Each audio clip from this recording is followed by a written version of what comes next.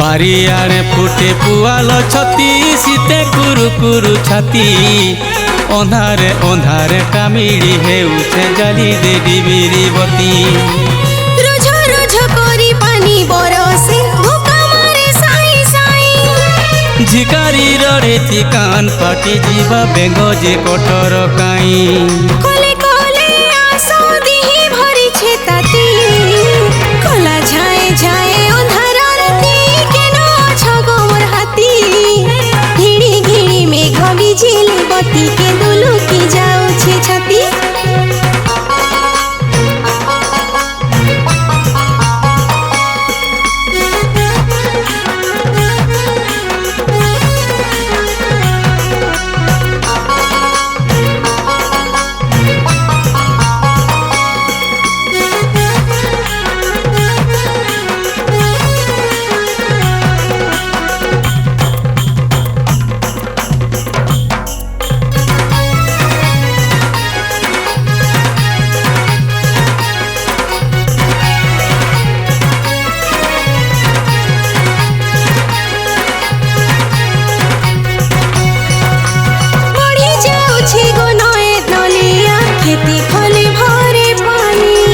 आकाशे उसत बग चरे आरु सारु तले बेंगरानी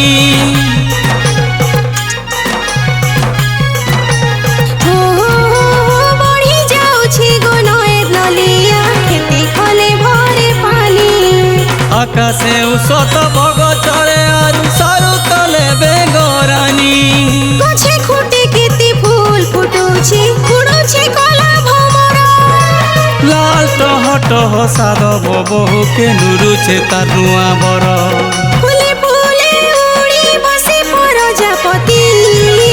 कला झाए झाए अंधार राती केनो छगो मोर हाथी घिड़ी घिड़ी मेघ बिजिली बत्ती के दुलु की जाऊ छे छाती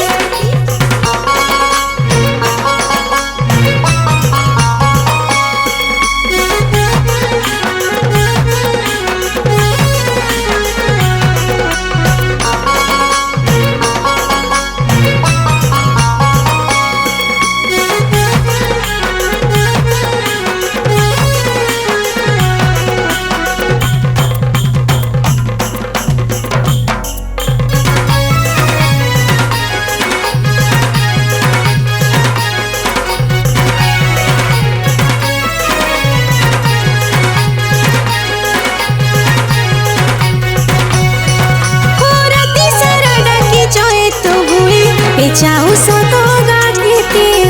अरे मोरानी नाई कर डेरी कल बल लागे मते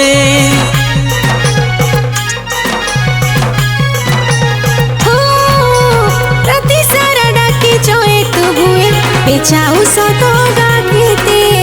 अरे मोरानी नाई कर डेरी कल बल लागे मते केते केते कथा भाबी हेउछ कथा बुरा कर मते इति सपन के रात काइछि पीछे भोडो छगा मते जुगे जुगे थिबा आमर भापी रती कला झाए झाए अंधार राती केनो छगो मोर हाथी अंधारे अंधारे कामिड़ी हेउछ जाली दे डिबिरी बती कला झाए झाए अंधार राती केनो छगो मोर हाथी अंधारे अंधारे कामिड़ी हेउछ जाली दे डिबिरी बती।